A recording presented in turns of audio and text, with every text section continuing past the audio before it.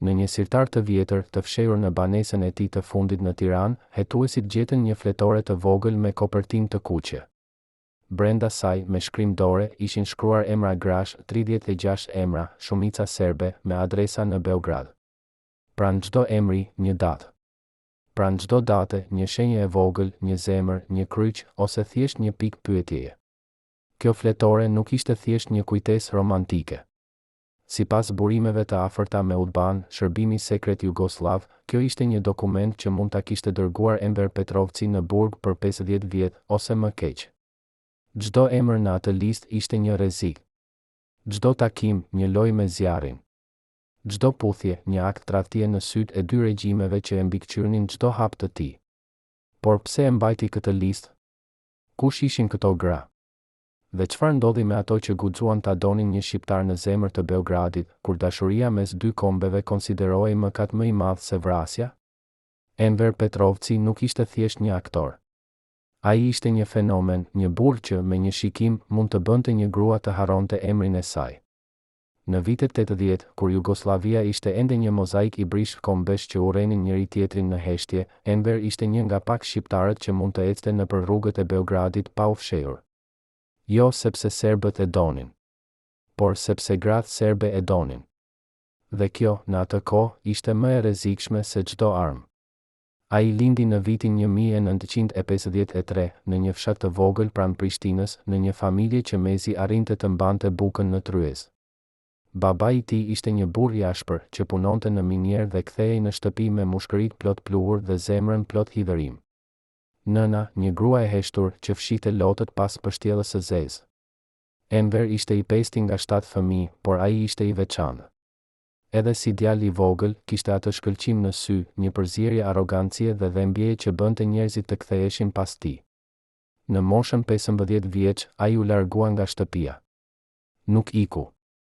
Thjesht një ditë nuk u kthye. Shkoi në Prishtinë, pa para, pa lidhje, vetëm me një çantë të vjetër dhe një ëndër që as vetë nuk e kuptonte plotësisht. Donte të bëhej diçka më shumë se një minatori që vdes në errësirë. Donte të jetë dikush që njerëzit e kujtojnë. Fati i buzëqeshi, ose ndoshta e mallkoi, kur u pranua në Akademinë e Arteve Dramatike në Beograd.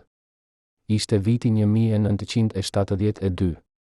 Një shqiptar në zemër të Serbisë. Kolegët e tij e shikonin me dyshim. Profesorët me kurreshtje të ftohtë. Por gratë e shikonin ndryshe. Ato shihnin një djalë të ri me flokë të zinj, me buzë të plota, me një zë që tingëllonte si mëkat i ëmbël. Dhe Enver e dinte këtë. Ai e dinte që trupi i tij ishte një armë më e fuqishme se çdo diplomë. Në vitin e parë të akademisë, ai u bë i dashur i një vajze serbe nga një familje e njohur, vajza e një gjenerali të ushtrisë jugoslave. Emri i saj ishte Milica. Ajo ishte e bukur, e pasur dhe plotësisht e ndaluar për një shqiptar. Takoheshin fshehurazi, në apartamente të huazuara, në kinema të errëta, në parqe ku askush nuk i njihte. Milica i thoshte se do të ikte me të, se do të braktiste gjithçka. Por Enver e dinte të vërtetën. Ai nuk ishte dashuria e jetës së saj. Ai ishte rebelimi i saj. Ai ishte mënyra e saj për t'i thënë jo babait, shoqërisë, botës që e mbyllte.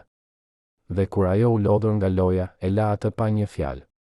Thjesht një ditë nuk erdhi në takimin e tyre. Enver e kuptoi atëherë një mësim që do ta ndiqte gjithë jetën, dashuria është një lojë pushteti, dhe ai nuk do të ishte kur ai që humbiste. Por historia me Milica ishte vetëm fillimi. Sepse ajo që ndodhi pas saj ishte diçka që askush nuk e kishte parashikuar. Enver nuk u thye. Ai u bë më i egër. Ai filloi të lundrojë nëpër Beograd si një gjahtar i natës, duke grumbulluar zemra dhe duke i lënë ato të coptuara pas tij. Dhe çdo grua që prekte, çdo emër që shkruante në atë fletore të kuqe, ishte një rrezik më i madh. Sepse UDBA-ja po e shikonte. Ata e dinin gjithçka. Ata e dinin se kush hynte në dhomën e tij. Ata e dinin se çfarë fliste në shtrat. Dhe ata po presin momentin e duhur për ta përdorur këtë informacion kundër tij. Por pse nuk e arrestuan? Pse e lanë të lirë? Sepse Enver Petrovci nuk ishte thjesht një aktor. Ai ishte një eksperiment. Ai ishte një provë se sa larg mund të shkonte një shqiptar në botën serbe para se të shkatërrohej. Dhe ata donin ta shihnin atë shkatërim me sytë e tyre. Në vitin 1978, Enver Petrovci mori rolin e parë të madh në një film jugoslav, një dramë luftarake ku luante një partizan shqiptar që vdiste duke shpëtuar një familje serbe. Ironia ishte e dhimbshme. Në jetën reale, ai po shkatëronte familje serbe, duke u futur në shtretërit e grave të martuara, duke u bërë sekreti i tyre më i errët. Por në ekran, ai ishte heroj. Dhe publiku e adhuroi. Filmi u shfaq në të gjithë Jugosllavinë. Enver u bë një yll. Por jo lloji i yllit që ftohet në darka zyrtare. Ai ishte lloji i yllit që gratë e fshinin në fantazitë e tyre, që burrat e urrenin në heshtje dhe që shërbimi sekret e mbante në një dosje të trashë me etiketën rrezik për sigurinë kombëtare. Një grua që punonte si sekretare në Ministrinë e Brendshme serbe filloi të takohej me të. Emri i saj ishte Dragana. Ajo ishte e martuar me një oficer policie. Ajo kishte 2 fëmijë. Ajo kishte gjithçka që një grua jugoslave mund të dëshironte. Por ajo nuk kishte Enverin.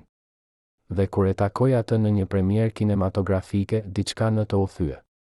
Ose ndoshta diçka u zgjua. Ata filluan një lidhje që zgjati 6 muaj. Takoheshin në një apartament të vogël që Dragana e kishte marrë me qira me një emër të rrem. Ajo i thoshte burrit se po ndiqte kurse gjue.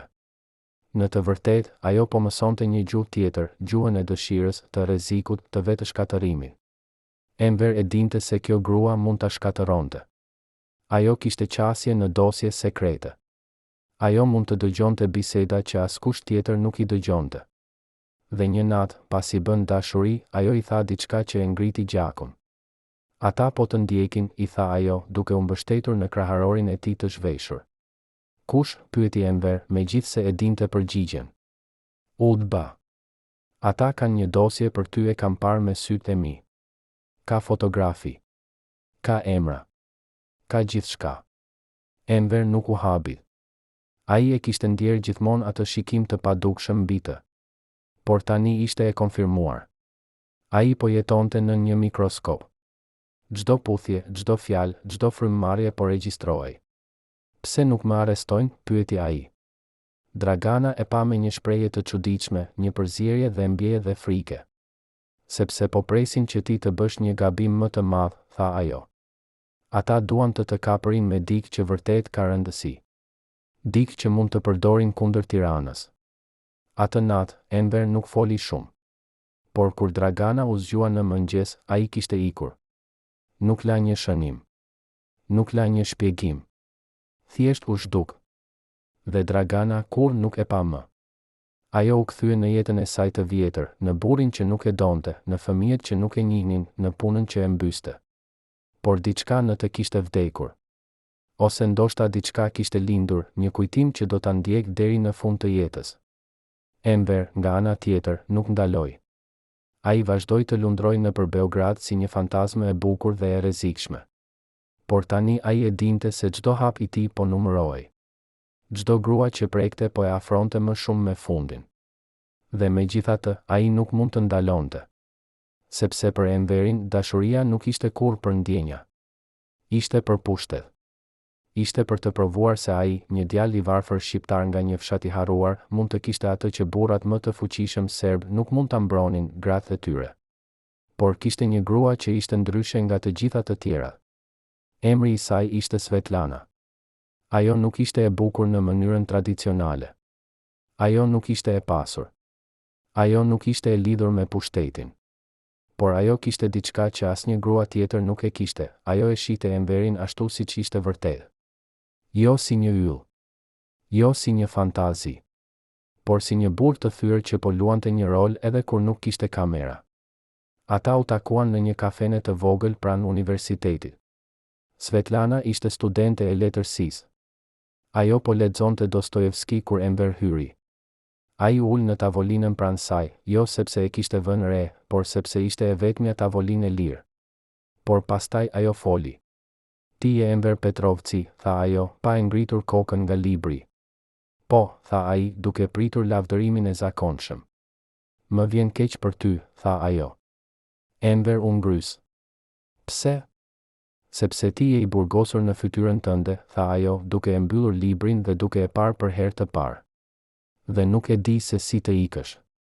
Ato fjalë e goditën Enverin më fort se çdo gjë që kishte dëgjuar ndonjëherë. Sepse ato ishin të vërteta. Ai ishte I burgosur. Jo nga udhba. Jo nga politika. Por nga vetë imazhi që kishte ndërtuar. Ai ishte bërë një personazh në jetën e tij. Dhe nuk dinte më se kush ishte pa atë maskë. Ai dhe Svetlana filluan të takohen rregullisht. Jo për seks. Jo për dashuri në kuptimin tradicional. Por për diçka më të thellë, për një lloj intime që Enver nuk e kishte njohur kurrë. Ajo e dëgjonte. Ajo nuk e gjykonte. Ajo nuk kërkonte asgjë prej tij. Dhe kjo e tremte më shumë se çdo gjë tjetër.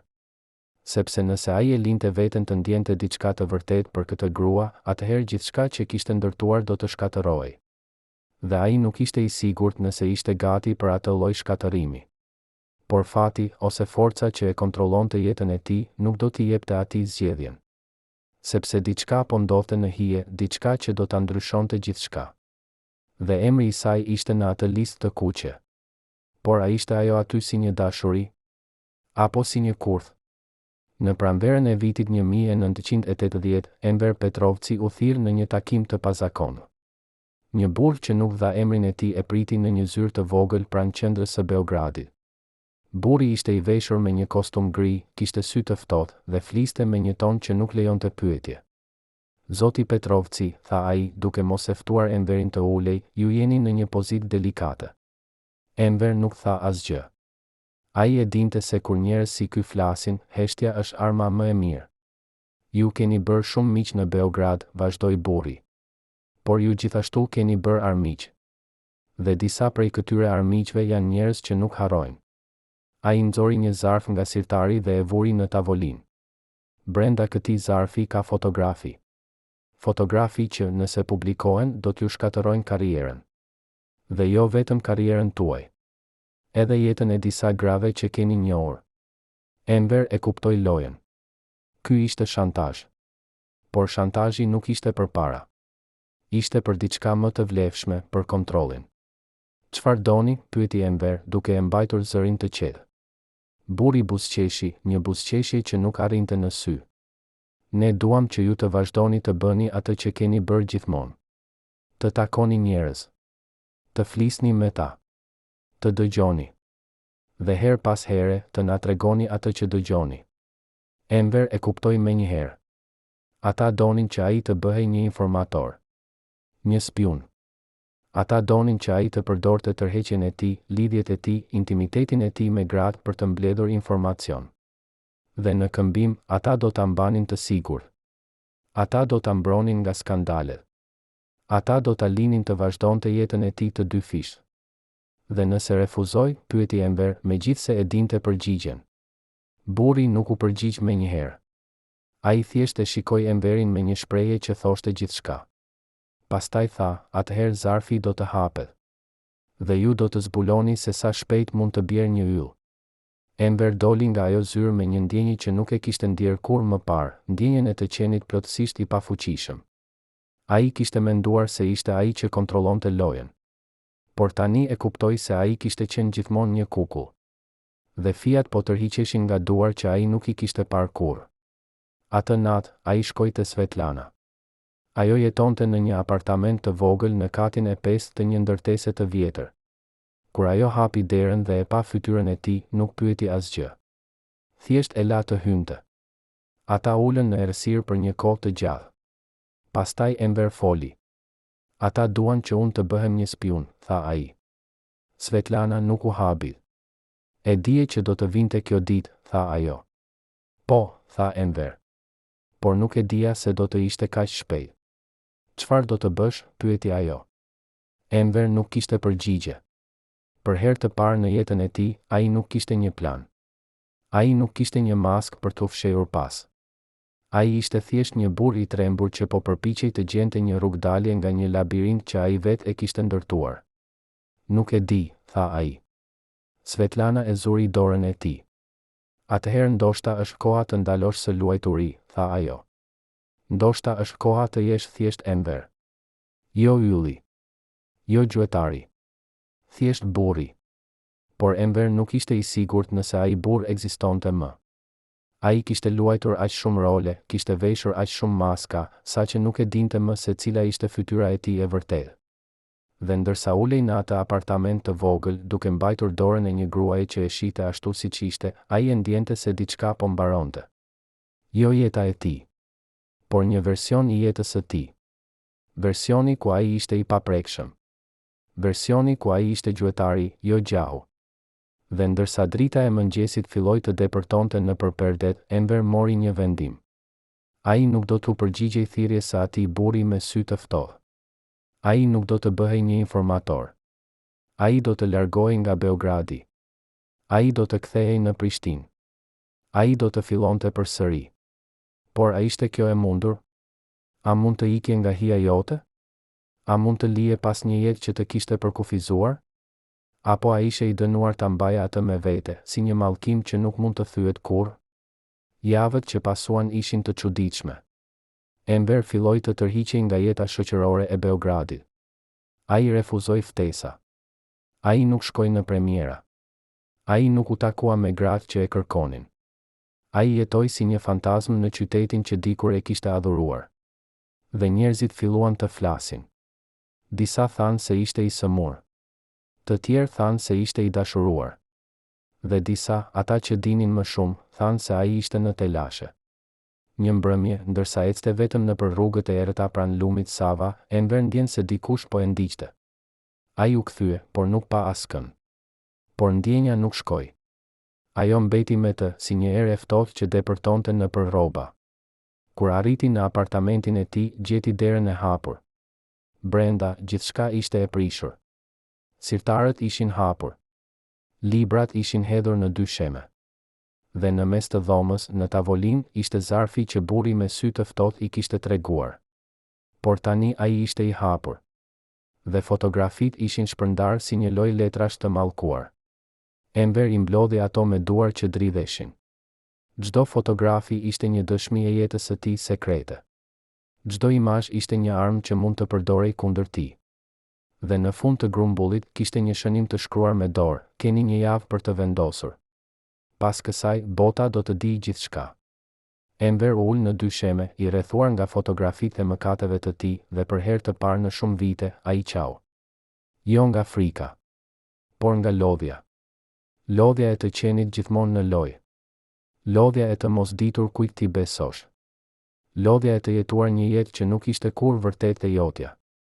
Dhe ndërsa lotët i rrëshitnin në faqe, ai e dinte se kishte arritur në një kryqëzim. Ai mund të pranonte ofertën e tyre. Ai mund të bëhej ajo që ata donin, një kukull, një mjet, një tradhtar. Ose ai mund të refuzonte. Dhe të përballej me pasojat. Por cilat do të ishin ato pasoja? A do të ishte thjesht fundi i karrierës së tij? Apo diçka më e errët? Diçka që do ta ndiqte jo vetëm atë, por edhe gratë që kishin qenë mjaft të pafat për ta dashur? Në një hotel të vjetër pranë stacionit të trenit në Beograd, ku dhomat merreshin me para në dorë dhe pa pyetje, një grua e re me emrin Jelena po priste. Ajo kishte ardhur nga Novi Sad me një bilet të thjeshtë, duke i thënë burrit se po shkonte të vizitonte motrën e sëmur. Por e vërteta ishte shumë më e ndërlikuar dhe më e rrezikshme. Jelena ishte gruaja e një oficeri të lartë të UDBA-s, një burr që kalonte ditët duke ndjekur armiqtë e shtetit dhe netët duke pirë derisa të binte në gjumë në koltuk. Ajo kishte takuar Enverin 3 muaj më parë në një ekspozitë arti, ku ai kishte ardhur si mysafir i nderuar dhe ajo si shoqëruese e detyruar e burrit. Një shikim ishte mjaft. Një bisedë e shkurtër pranë një pikture abstrakte ishte gjithçka që u desh për të ndezur një zjarr që asnjëri prej tyre nuk mund ta shuante. Tani ajo ishte këtu, në këtë dhomë të vogël me mure të verdhë nga duhani i viteve, duke pritur një burr që mund ta shkatëronte jetën e saj me një fjalë të vetme. Kur Enver trokiti në derë, 3 trokitje të lehta, siç kishin rënë dakord, zemra e Jelenës po rrahte aq fort sa mendoi se do të shpërthente. Ajo hapi derën dhe e pa atë. Por diçka ishte ndryshe. Sytë e tij, që zakonisht shkëlqenin me atë përzierje arrogancie dhe dëshire, tani ishin të lodhur. Fytyra e tij, që zakonisht mbante një buzëqeshje të lehtë dhe joshëse, tani ishte e ngurtë si guri. "Çfarë ka ndodhur?" pyeti Jelena, duke e kapur dorën e tij dhe duke e tërhequr brenda. Enver nuk u përgjigj menjëherë. Ai mbyll derën, e kyç atë dhe pastaj u mbështet në të, sikur pesha e botës ishte mbi shpatullat e tij. "Ata e din," tha ai më në fund, me një zë kaq të ulët sa Jelena mezi e dëgjoi. "Din çfarë?" pyeti ajo, megjithse një pjesë e saj tashmë e dinte përgjigjen. "Gjithçka," tha Enver. "Ata din për ty, din për të gjitha." Jelena ndjeu se dhoma po rrotulloi. Ajo ul në skajin e shtratit, duke përpiqur të merrte frym. Nëse Utba e dinte për lidhjen e saj me Enverin, atëherë jeta e saj ishte mbaruar. Jo vetëm martesa e saj, edhe liria e saj. Në atë kohë, gruaja e një oficeri të Utbas që tradhtonte burrin me një shqiptar nuk ishte thjesht një skandal. Ishte një çështje sigurie kombëtare. Ajo mund të akuzohej për bashkëpunim me një element të huaj. Ajo mund të humbas fëmijët. Ajo mund të përfundonte në një qeli, ose më keq, në një spital psikiatrik, ku gratë problematike dërgoheshin për të kuruar nga mendimet e tyre të gabuara. "Si e din?" pyeti ajo, duke e parë Enverin me sy plot tmerr. Enver u ul pranë saj dhe i tregoi gjithçka. Ai i foli për takimin me burrin me sy të ftohtë, për zarfin me fotografi, për ultimatumin, për faktin se ai ishte ndjekur, monitoruar, regjistruar për muaj të tërë. Dhe tani, ata po e përdornin këtë informacion për ta shndërruar atë në një mjet. "Ata duan që unë të bëhem një spiun," tha Enver. "Duan që unë të vazhdoj të takohem me gra si ti, të dëgjoj sekretet tuaja dhe t'ua raportoj atyre." Jelena e pa me një shprehje që ishte një përzierje neverie dhe dhembjeje. "Dhe ti? A do ta bësh?" Enver e mori dorën e saj, një dorë të vogël, të butë, që dridhej si një gjethe në erë. "Jo," tha ai. "Por kjo do të thotë se ne nuk mund të takohemi më. Kjo do të thotë se ti duhet të kthehesh në shtëpi dhe të bësh sikur asgjë nuk ka ndodhur. Dhe kjo do të thotë se unë duhet të largohem nga Beogradi para se të jetë shumë vonë." Por Jelena nuk donte të dëgjonte për ndarje. Ajo nuk donte të kthehej në atë shtëpi të ftohtë, te ai burr që e trajtonte si një send, te ajo jetë që e mbyste çdo ditë pak më shumë. "Më merr me vete," tha ajo, duke e shtrënguar dorën e tij. "Kudo që të shkosh, më merr me vete." Enver e pa me një dhembje që e gërryen nga brenda. Ai e dinte se kjo ishte e pamundur. Ai nuk mund ta merrte me vete. Jo sepse nuk e donte, por sepse dashuria, në botën ku ata jetonin, nuk ishte mjaft e fortë për t'i mbrojtur nga forcat që po lëviznin kundër tyre. "Nëse vi me mua, ti do të humbësh gjithçka," tha ai. "Fëmijët e tu, familjen tënde, identitetin tënd. Ti do të bëhesh një ikake, një tradhtare, një grua pa emër." "Nuk më intereson," tha Jelena, me një vendosmëri që e befasoi edhe vetë. "Unë tashmë jam një grua pa emër. Të paktën me ty, do të jem një grua që ndihet gjallë." Por Enver e dinte se kjo nuk ishte një histori dashurie që përfundonte me një ikje romantike. Kjo ishte një histori që përfundonte me gjak, me dosje të hapura, me jetë të shkatëruara. Dhe ai nuk donte që Jelena të bëhej një viktim tjetër e tij. Ai e puthi atë, një puthje të gjatë, të ngadaltë, plot me gjithçka që nuk mund të thoshte me fjalë. Dhe pastaj, pa një fjalë tjetër, ai u ngrit dhe doli nga dhoma.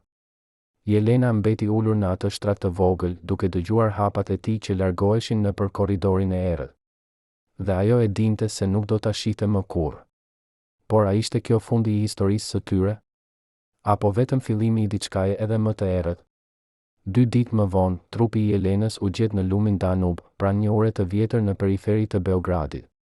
Policia e klasifikoi si vetvrasje. Thanë se ajo kishte lënë një letër ku shpjegonte se nuk mund të jetonte më me dhembjen e një martese të prishur. Por ata që e njihnin Jelenën nuk e besuan kurrë këtë version. Ajo nuk ishte lloji i gruas që do të hidhej në ujë. Ajo ishte lloji i gruas që do të luftonte, që do të gërvishte, që do të mbijetonte. Por në atë kohë, në atë vend, pyetjet e tilla nuk bëheshin me zë të larë. Ato vetëm përshpëriten në kuzhinat e errëta, midis grave që kishin frikë se mund të ishin të ardhshme. Enver e mësoi për vdekjen e Jelenës nga një gazetë që dikush e kishte lënë në një kafene. Ai lexoi artikullin e shkurtër, vetëm 5 rreshta, pa fotografi, pa detaje, dhe ndjeu se diçka brenda tij u thye përgjithmonë. Ai nuk e dinte nëse ajo vërtet kishte vrarë veten, ose nëse dikush tjetër e kishte ndihmuar të vendoste të largohej nga kjo bollë. Por ai e dinte një gjë me siguri, ai ishte përgjegjës. Jo sepse e kishte vrarë atë me duart e tij, por sepse e kishte prekur. Sepse e kishte bërë të ndjehej gjallë. Sepse i kishte dhënë shpresë në një botë ku shpresa ishte gjëja më e rrezikshme që mund të kishe. A mund të jetonte me këtë faj? A mund të vazhdonte të ecte nëpër rrugët e Beogradit, duke ditur se çdo hap i tij linte gjurmë gjaku?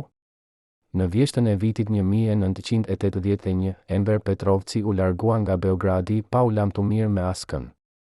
Ai thjesht mblodhi disa rroba në një çantë të vjetër, la çelsat e apartamentit në tavolinë dhe u nis drejt stacionit të trenit.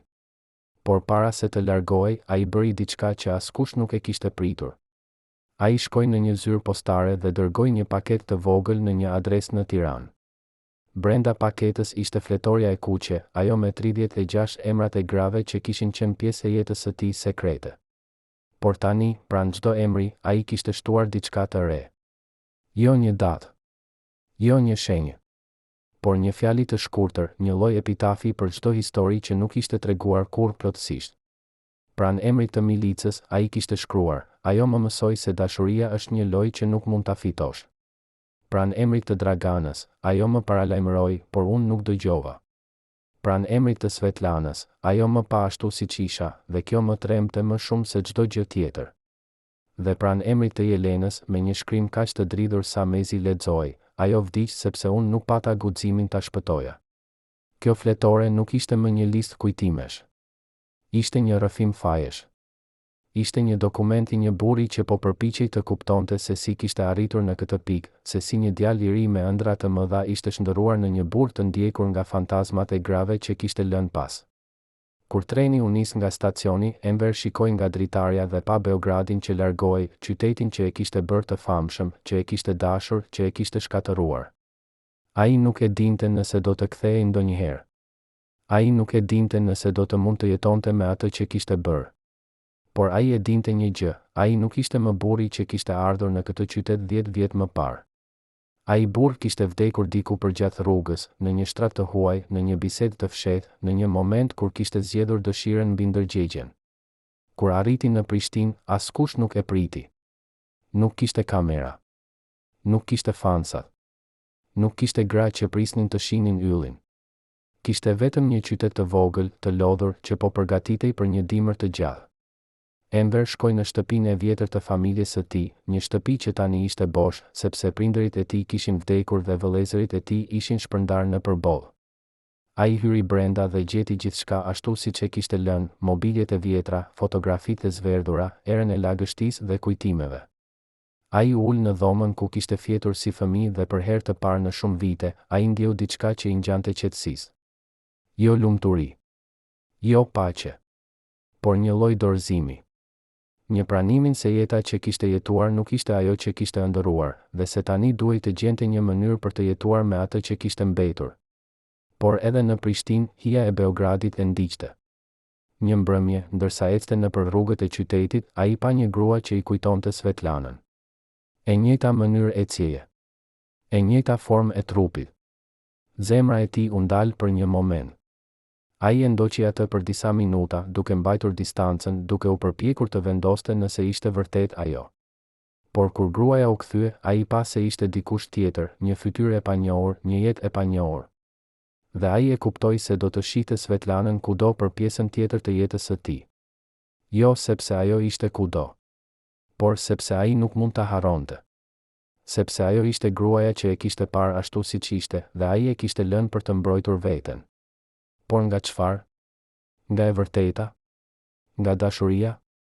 Nga mundësia e të qenit i lumtur? Një javë më vonë, Enver mori një letër. Nuk kishte adresë kthimi. Nuk kishte nënshkrim. Por ai e njihte shkrimin. Ishte nga Svetlana. Letra ishte e shkurtër, unë e dija se do të largoheshe. Unë e dija se nuk do të më merrje me vete. Dhe unë e di se tani po vuaj për atë zgjedhje. Por dua që ti të dish diçka, unë nuk jam e zemëruar. Unë kur nuk kam qenë. Sepse unë të kam dashur jo për atë që mund të bëheshe, por për atë që ishe, një burr i humbur që po kërkonte një rrugë për në shtëpi. Shpresoj që ta gjesh atë rrugë. Edhe nëse nuk është me mua. Enver lexoi letrën 10 herë. Pastaj e dogji, duke e mbajtur mbi një pjatë derisa u bë hi. Jo sepse donte ta harronte, por sepse disa gjëra janë shumë të dhimbshme për t'u mbajtur. Dhe ndërsa shikonte hirin që ngrihej në ajër, ai e dinte se një kapitull i jetës së tij kishte mbyllur. Por a ishte kjo fundi? Apo vetëm një pushim parastuisë së ardhshme? Sepse në atë botë, në atë kohë, asgjë nuk mbaronte vërtet. Gjithçka vetëm ndryshonte formë. Dhe Enver Petrovci, burri që kishte jetuar aq shumë jetë, që kishte qenë aq shumë njerëz, tani duhej të mësonte se si të jetonte si vetja e tij. Por a e dinte ai ende se kush ishte ai? Apo ishte bërë aq i humbur në rolet e tij sa nuk kishte më një veti të vërtet për t'u kthyer? Këto pyetje do ta ndiqnin atë për vitet që do të vinin. Dhe përgjigjet, nëse do të vinin ndonjëherë, do të ishin më të dhimbshme se çdo gjë që kishte përjetuar deri tani. Në dimrin e vitit 1982, Enver Petrovci u thirr përsëri në një takim. Por kësaj here nuk ishte në Beograd. Ishte në Prishtinë, në një zyrë të vogël në një ndërtesë qeveritare që nuk kishte tabel në derë. Burri që e priti nuk ishte i njëjti me atë me sy të ftohtë nga Beogradi. Ky ishte më i ri, më i butë në pamje, por me një ton që nuk lejonte dyshime. Zoti Petrovci, tha ai, duke e ftuar Enverin të ulej, ju keni bërë një gabim duke menduar se mund të iknin. Enver nuk u habi. Ai e kishte ditur se kjo ditë do të vinte. Ai e kishte ndjer atë në ajër, në mënyrën se si njerëzit e shikonin në rrugë, në faktin se telefoni i tij kishte filluar të bënte zhurmë të çuditshme kur fliste. Çfarë doni? Pyeti Enver, duke mos humbur kohë me lojra. Burri buzëqeshi, një buzëqeshje që ishte më shumë një paralajmërim se një shenjë miqësie. Ne duam të njëjtën gjë që kemi dashur gjithmonë. Bashkëpunimin tuaj. Por tani, kushtet kanë ndryshuar. Ai nxori një dosje të trash dhe e vuri në tavolinë. Kjo është dosja juaj. Çdo grua që keni takuar. Çdo bisedë që keni pasur. Çdo sekret që keni dëgjuar. Gjithçka është këtu. Enver e shikoi dosjen por nuk e preku. Ai e dinte se çfarë kishte brenda. Ai e dinte se çdo faqe ishte një armë që mund të përdorej kundër tij. Por ka diçka që nuk është në këtë dosje, vazhdoi burri. Diçka që ne sapo kemi zbuluar. Ai nxori një fotografi dhe e vuri përpara Enverit. Fotografia tregonte një grua të re me një fëmijë në krah.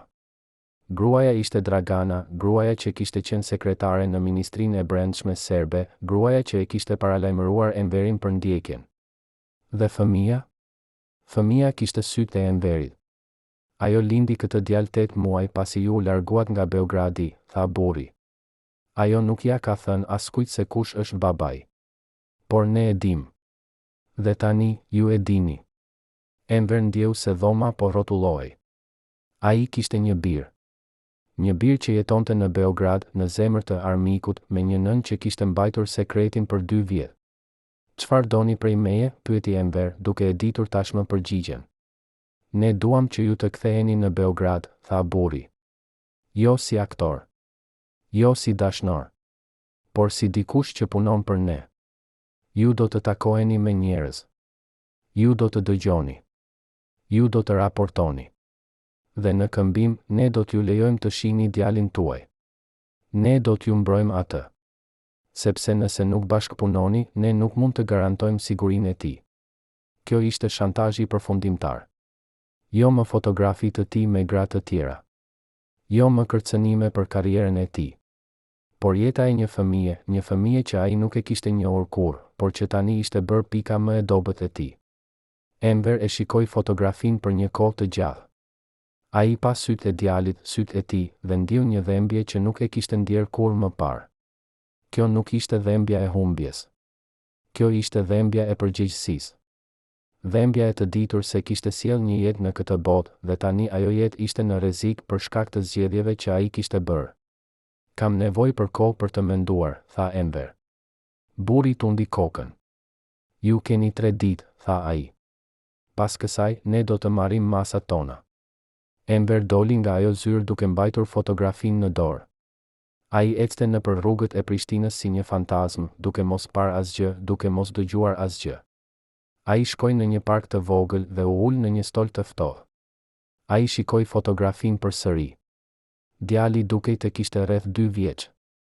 Ai qeshte në fotografi një buzëqeshje e pastër, e pafajshme, që nuk dinte asgjë për botën e ndërlikuar ku kishte lindur. Atë natë, Enver nuk thjedh. Ai u ul në dhomën e tij të errët dhe u përpoq të mendonte për një rrugë dalje.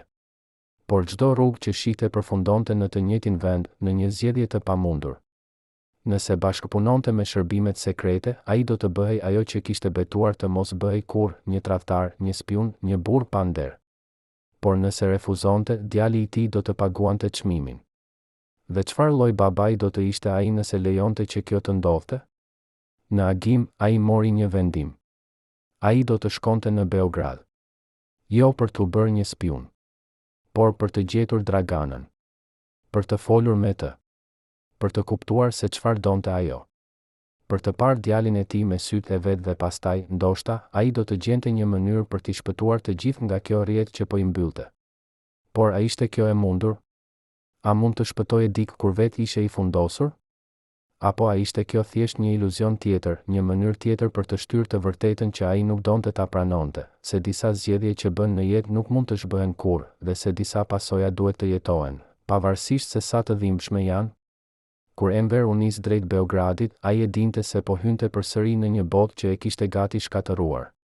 Por kësaj here, ai nuk po shkonte si një gjuetar. Ai po shkonte si një burr që po përpiqej të shpëtonte diçka që nuk e kishte ditur se kishte humbur. Dhe ndërsa treni lëvizte nëpër peizazhin e dimrit duke kaluar nëpër fusha të bardha dhe fshatra të heshtur, Enver mendoi për të gjitha gratë që kishin qenë pjesë e jetës së tij. Milica, që e kishte mësuar se dashuria është një lojë. Dragana, që e kishte paralajmëruar për rrezikun. Svetlana, që e kishte parë ashtu siç ishte. Jelena, që kishte vdekur për shkak të tij. Dhe tani, një grua tjetër, një grua që mbante sekretin më të madh të tij, një grua që kishte lindur djalin e tij dhe e kishte rritur atë në heshtje. Çfarë do t'i thoshte asaj kur e takonte? Si mund të shpjegonte zgjedhjet që kishte bërë? Si mund të kërkonte falje për diçka që nuk mund të rregullohej? Këto pyetje e ndiqnin atë ndërsa treni afrohej në Beograd, qytetin që e kishte bërë dhe e kishte shkatëruar, qytetin ku e kaluara e tij priste si një gjë e gjallë, gati për ta gëlltitur përsëri. Në një apartament të vogël në lagjen Dorol të Beogradit, ku muret ishin aq të holla sa mund të dëgjoje frymëmarrjen e fqinjeve, Dragana po priste me një cigare të ndezur në dorë dhe me zemrën që rrahte si një daulle lufte. Ajo kishte marrë një telefonat 3 orë më parë, një zë mashkullor që nuk dha emër, por I tha vetëm, ai po vjen. Sonte. Mos I hap derën askujt tjetër. Tani ajo ulej në errësirë duke shikuar hirin që ngrihej drejt tavanit të qarë, duke u përpjekur të kujtonte se si dukej fytyra e Enverit kur e kishte parë për herë të fundit, atë mëngjes kur u zgjua dhe gjeti vendin pranë saj bosh, çarçafët ende të ngrohta, por burrin tashmë të zhdukur si një ëndër e keqe. Ajo nuk e kishte kërkuar kurrë. Nuk kishte shkuar te policia. Nuk kishte shkuar te shërbimi sekret ku punonte. Ajo thjesht kishte mbyllur gojen, kishte fshirë lotët dhe 8 muaj më vonë kishte lindur një djalë që kishte sytë e një burri që nuk do të kthehej kurrë. Por tani ai po kthehej. Dhe Dragana nuk e dinte nëse duhej të ndjehej e lumtur apo e tmerruar. Kur trokitja erdhi e fortë, e ngutshme, si dikush që po ikte nga diçka, ajo e la cigareren të binte në pjatë dhe shkoi te dera me këmbë që mezi e mbanin. Ajo e hapi derën dhe e pa atë. Enver Petrovci, burri që e kishte bërë të ndjehej gjallë për herë të parë në jetën e saj, tani qëndronte përpara saj me rroba të lagura nga bora, me fytyrë të raskapitur, me sy që duket se kishin parë ferin dhe kishin mbijetuar, por me çmimin e shpirtit. Ku është? Pyeti Enver, pa hyrë brenda, pa thënë përshëndetje, pa kërkuar falje për 2 vitet heshtje. Dragana nuk u ofendua. Ajo e kuptoi se ai nuk kishte ardhur për të. Ai kishte ardhur për djalin. Ai po fle, tha ajo, duke hapur derën më gjerë. Por ti nuk mund të hysh këtu sikur asgjë nuk ka ndodhur. Ti nuk mund të shfaqesh pas 2 vjetësh dhe të mendosh se gjithçka do të jetë si më parë. Enver hyri brenda dhe mbyll derën pas tij. Ai shikoi rreth e rrotull, apartamentin e vogël, mobiljet e vjetra, lodrat e shpërndara në dysheme, fotografit në mur ku ai nuk ishte askund. Unë nuk kam ardhur të kthehem në jetën tënde, tha ai me një zë të lodhur. Kam ardhur sepse më thanë se djali im është në rrezik. Më thanë se nëse nuk bashkëpunoj me ta, diçka e keqe do t'i ndodhë. Dragana e pa me një shprehje që ishte një përzierje neverie dhe keqardhje. Dhe ti u besove, pyeti ajo. Ti mendon se ata vërtet do t'i bëjnë keq një fëmijë 2 vjeç vetëm për të detyruar ty të bëhesh një spion? Enver nuk kishte përgjigje. Sepse e vërteta ishte se ai nuk e dinte. Ai nuk e dinte më se çfarë ishte e vërtet dhe çfarë ishte një lojë. Ai kishte jetuar aq gjatë në një botë gënjeshtarësh sa kishte humbur aftësinë për të dalluar të vërtetën. Më lejo ta shoh, tha ai. Vetëm një herë. Pastaj do të largohem nëse dëshiron. Dragana e shikoi për një kohë të gjatë, duke u përpjekur të vendoste nëse ky burr përpara saj ishte ende ai që ajo kishte dashur, apo thjesht një hije e tij. Pastaj ajo tundi kokën dhe e çoi drejt një dhome të vogël në fund të korridorit. Ajo hapi derën ngadalë, duke u kujdesur të mos bënte zhurmë, dhe Enver hyri brenda. Në një shtrat të vogël, i mbuluar me një batanie me figura kafshësh, flinte një djalë me flokë të zinj dhe me një fytyrë që ishte një kopje e vogël e Enverit. Zemra e Enverit u ndal. Ai nuk kishte qenë kur baba. Ai nuk kishte menduar kur se do të ishte. Por tani, duke parë këtë krijesë të vogël që merrte frym ngadalë dhe qetësisht, ai ndjeu diçka që nuk e kishte ndjer kur më parë, një dashuri që nuk kishte të bënte me dëshirë, me lojë, me pushtet. Një dashuri që ishte e pastër, e frikshme dhe plotësisht e pakontrollueshme. Ai u përkul pranë shtratit dhe e preku dorën e vogël të djalit, një dorë aq e vogël sa zinte në pëllëmbën e tij. Djali lëvizi pak në gjumë, por nuk u zgjua. Enver qëndroi atje për minuta të tëra, duke shikuar, duke u përpjekur të memorizonte çdo detaj, formën e hundës, lakoren e vetullave, mënyrën se si gishtat e tij mblidheshin në grusht edhe në gjumë. Si e ke quajtur, pyeti ai, pa e kthyer kokën. Marko, tha Dragana nga pragu i derës. Emri i gjyshit tim.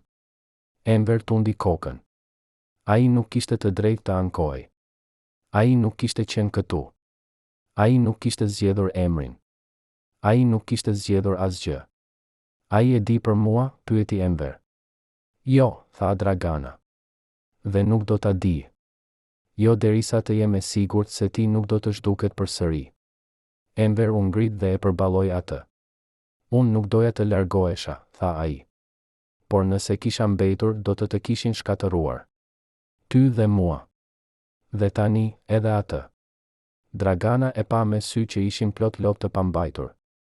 Ti mendon se duke ikur më shpëtove, pyeti ajo. Ti mendon se jeta ime ishte më e lehtë pa ty? Çdo ditë unë shikoja këtë fëmijë dhe shija fytyrën tënde. Çdo natë unë shtrihesha në shtrat dhe kujtoja dorën tënde. Ti nuk më shpëtove. Ti thjesht më le të vuaj vetëm. Ato fjalë e goditën Enverin më fort se çdo gjë që kishte dëgjuar ndonjëherë. Sepse ato ishin të vërteta. Ai nuk kishte ikur për ta shpëtuar atë. Ai kishte ikur për të shpëtuar veten. Dhe tani, duke qëndruar në këtë apartament të vogël, duke parë djalin që nuk e njihte dhe gruan që e urrente dhe e donte në të njëjtën kohë, ai e kuptoi se kishte bërë gabimin më të madh të jetës së tij. Jo duke e dashur Draganën, por duke e lënë atë. Çfarë dëshiron që unë të bëj? Pyeti ai. Dëshiron që unë të qëndroj? Dëshiron që unë të jem pjesë e jetës së tij? Sepse nëse kjo është ajo që dëshiron, unë do ta bëj. Edhe nëse do të thotë të bëhem ajo që ata duan. Dragana e pa me një shprehje që ishte një përzierje dhe mbjeje dhe vendosmërie. Unë nuk dua që ti të bëhesh një spion, tha ajo. Unë nuk dua që ti të shkatërosh jetën tënde për ne.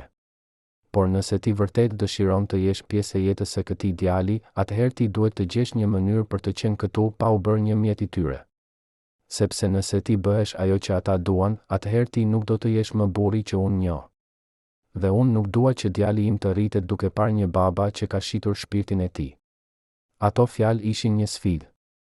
Dhe Enver e dinte se ajo kishte të drejtë. Ai nuk mund të shpëtonte djalin e tij duke u bërë një tradhtar. Ai mund ta shpëtonte vetëm duke gjetur një mënyrë për të qenë i fortë, diçka që ai nuk kishte qenë kurrë në jetën e tij. Por si? Si mund të luftoje kundër një sistemi që e kishte në dorë çdo sekret të tij? Si mund të mbrojë një fëmijë kur ai vetë ishte aq i cënueshëm? A kishte një rrugë dalje? Apo a ishte kjo thjesht fillimi i një fundi të ngadalë dhe të dhimbshëm? Në një restorant të vogël pranë Kalemegdanit, ku tavolinat ishin të vjetra dhe muzika ishte aq e ulët sa mezi dëgjohej, Enver u takua me një burr që pretendonte se mund ta ndihmonte. Emri i tij ishte Zoran, një gazetar i pavarur që kishte bërë një karrierë duke ekspozuar korrupsionin dhe abuzimet e shërbimeve sekrete. Ai ishte një burr në të 50-tat, me flokë gri, me sy të mprehtë dhe me një qëndrim që tregonte se kishte mbijetuar gjëra që shumica e njerëzve nuk mund t'i imagjinonin. Pse dëshiron të më ndihmosh? Pyeti Enver, duke e shikuar me dyshim. Ti nuk më njeh. Ti nuk ke asnjë arsye për të rrezikuar veten për mua. Zoran buzëqeshi, një buzëqeshje e lodhur, por e sinqertë. Unë nuk po të ndihmoj ty, tha ai. Unë po ndihmoj çdo njeri që është në pozitën tënde. Sepse nëse ne nuk fillojmë të luftojmë kundër këtij sistemi, atëherë ai do të na gëlltisë të gjithë, një nga një. Ai nxori një dosje të hollë dhe e vuri në tavolinë. Kjo është ajo që kam mbledhur për ty, tha ai. Emrat e njerëzve që po të ndjekin. Emrat e atyre që po të shantazhojnë. Dhe, më e rëndësishmja, emrat e atyre që kanë interes që ti të bëhesh një mjet i tyre. Enver e hapi dosjen dhe filloi të lexonte. Çdo faqe ishte një zbulim i ri, një rrjet i ndërlikuar lidhjesh, interesash dhe komplotesh që shkonin shumë më lart se sa ai kishte imagjinuar. Nuk ishte thjesht një çështje e udbas që donte ta kontrollonte atë. Ishte një lojë më e madhe, një lojë ku ai ishte vetëm një pion, por një pion që mund të përdorej për të arritur qëllime që ai nuk i kuptonte plotësisht. Çfarë duan ata prej meje? Pyeti Enver. Pse jam unë aq i rëndësishëm? Zoran e pa me një shprehje serioze. Sepse ti je një simbol, tha ai. Ti je një shqiptar që ka pasur sukses në Beograd.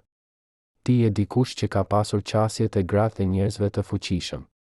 Ti je dikush që mund të përdoret për të dërguar mesazhe, për të mbledhur informacion, për të manipuluar situata. Dhe më e rëndësishmja, ti je dikush që mund të kontrollohet, sepse ata kanë sekretet e tua, ata kanë djalin tënd, ata kanë gjithçka që të bën të dobët. Enver ndjeu një peshë të rëndë mbi kraharorët e tij. Ai kishte menduar se ishte ai që kontrollonte lojën. Por tani e kuptoi se ai kishte qenë gjithmonë një kukull dhe fijat po tërhiqeshin nga duar që ai nuk i kishte parë kurrë. Si mund të dal nga kjo? Pyeti ai. Zoran e pa me një shprehje që ishte një përzierje keqardhje dhe vendosmërie. Ka vetëm një mënyrë, tha ai. Ti duhet t'i ekspozosh ata para se ata të ekspozojnë ty, ti duhet të dalësh në publik me të vërtetën, me gjithçka që ke bërë, me gjithçka që ata kanë bërë, me gjithë lojën që po luhet. Do të jetë e dhimbshme. Do të jetë e turpshme. Por do të jetë e vetmja mënyrë për të marrë kontrollin mbi jetën tënde. Enver e pa me një shprehje tmerri. Nëse bëj këtë, unë do të shkatërroj gjithçka, tha ai. Karriera ime. Reputacioni im. Marrëdhënia ime me djalin tim. Gjithçka. Po, tha Zoran. Por të paktën do të jetë shkatërrimi yt. Jo i tyre. Ato fjalë mbetën me Enverin ndërsa ecte nëpër rrugët e errëta të Beogradit atë natë. Ai mendoi për Draganën dhe për djalin e tij. Ai mendoi për të gjitha gratë që kishin qenë pjesë e jetës së tij. Ai mendoi për të gjitha zgjedhjet që kishte bërë, disa nga dashuria, disa nga dëshira, disa nga frika. Dhe ai e kuptoi se kishte arritur në një pikë ku nuk kishte më zgjedhje të lehta. Çdo rrugë që shihte ishte e mbushur me dhembje. Por ndoshta kjo ishte çmimi që duhej të paguaj për një jetë të jetuar në hije. Ndoshta kjo ishte mënyra e vetme për të gjetur dritën. Ai shkoi në një telefon publik dhe thiri një numër që Zoran i kishte dhënë. Një zë femëror u përgjigj. Po. Unë jam gati, tha Enver. Unë jam gati të flas. Kishte një heshtje të gjatë në anën tjetër të linjës. Pastaj zëri tha, nesër në mëngjes. Ora 8. Zyra ime. Mos u vonosh. Linja u ndërpre. Enver mbeti duke mbajtur receptorin në dorë për një kohë të gjatë, duke dëgjuar zhurmën e zbrazët që vinte nga ana tjetër. Ai e dinte se kishte kaluar një kufi nga i cili nuk kishte kthim. Ai e dinte se jeta e tij nuk do të ishte kurrë më e njëjtë. Por ai gjithashtu e dinte se kjo ishte e vetmja mënyrë për të jetuar me veten. E vetmja mënyrë për të qenë një baba që djali i tij mund të respektonte një ditë. E vetmja mënyrë për të qenë një burr që nuk ishte më një kukull në duart e të tjerëve. Por a ishte kjo mjaft? A mund të shpëtoje veten duke shkatëruar gjithçka që kishte ndërtuar? Apo a ishte kjo thjesht një iluzion tjetër, një mënyrë tjetër për të shtyrë të vërtetën që ai nuk donte ta pranonte? Kur u kthye në apartamentin e Draganës, ajo ende ishte zgjuar. Ajo ulej në errësirë duke pirë çaj të ftohtë, duke pritur. E bëra, tha Enver duke u ulur pranë saj. Nesër do të dalë në publik me gjithçka. Me të gjitha sekretet. Me të gjitha gënjeshtrat. Me gjithçka. Dragana e pa me sy që ishin plot lodh. Dhe çfarë do të ndodhë me ne, pyeti ajo. Çfarë do të ndodhë me Markon? Enver e zuri dorën e saj, një dorë të ftohtë, të dridhur, që mbante peshën e 2 vjetëve heshtje. Nuk e di, tha ai me sinqeritet. Por e di se nëse nuk e bëj këtë, ne nuk do të kemi kur një shans për një jetë normale. Ne do të jetojmë gjithmonë në frikë. Gjithmonë në hije. Gjithmonë duke pritur që dikush të na shkatërrojë. Dragana filloi të qante, jo me zë të lartë, por me lopë të heshtur që rrëshitnin në faqet e saj. Unë kam frikë, tha ajo. Kam frikë se çfarë do të ndodhë. Kam frikë se si do të na shikojnë njerëzit. Kam frikë se si do të rritet Marko duke ditur të vërtetën për ne. Enver e përqafoi atë, një përqafim i gjatë, i fortë, plot me gjithçka që nuk mund të thoshte me fjalë. Unë gjithashtu kam frikë, tha ai.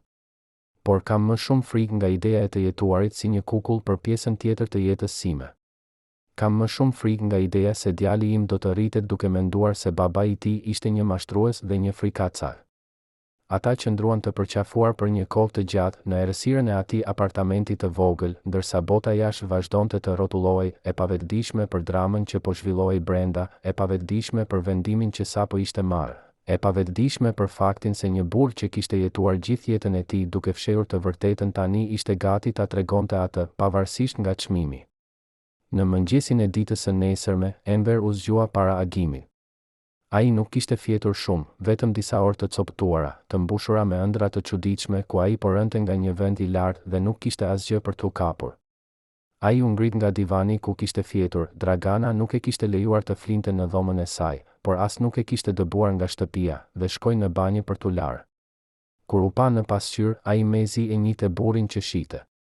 Fytyra e tij ishte e raskapitur, sytë e tij ishin të kuq nga lodhja, dhe diçka në shprehjen e tij kishte ndryshuar. Ai nuk dukej më si ylli që kishte qenë dikur. Ai dukej si një burr që kishte humbur një luftë të gjatë dhe tani po përgatitej për betejën e fundit. Ai u vesh me rrobat më të pastra që kishte, një këmishë të bardhë dhe pantallona të zinj, dhe u përpoq të dukej sa më i qetë që të ishte e mundur. Por duart e tij dridheshin ndërsa lidhte kravatën. Ato dridheshin sepse ai e dinte se çfarë po bënte. Ai po shkonte të tregonte një histori që do ta shkatëronte atë. Ai po shkonte të pranonte gjithçka, lidhjet e tij me gratë e martuara, presionin nga shërbimet sekrete, ekzistencën e djalit të tij të fshehtë, gjithë jetën e tij të dyfish që kishte jetuar për vite. Dhe kur kjo histori do të dilte, nuk do të kishte kthim. Kur doli nga banjo, ai gjeti Draganën në kuzhinë duke përgatitur mëngjes. Ajo nuk e pa atë menjëherë, ajo ishte e përqendruar në detyrën e saj, duke prerë bukë, duke derdhur çaj, duke u përpjekur të mbajë duart e veta të zëna për të mos menduar për atë që po vinte. Nuk duhet të bësh mëngjes për mua, tha Enver. Unë nuk kam uri. Dragana u kthye dhe e pa atë. Ti duhet të hash, tha ajo me një zë që ishte më i fortë se sa ai kishte pritur. Ti duhet të jesh i fortë për atë që po vjen. Dhe nuk mund të jesh i fortë me stomak bosh. Enver u ul në tavolinë dhe hëngri, jo sepse kishte uri, por sepse Dragana kishte të drejtë. Ai kishte nevojë për forcë. Ai kishte nevojë për çdo gjë që mund të merrte.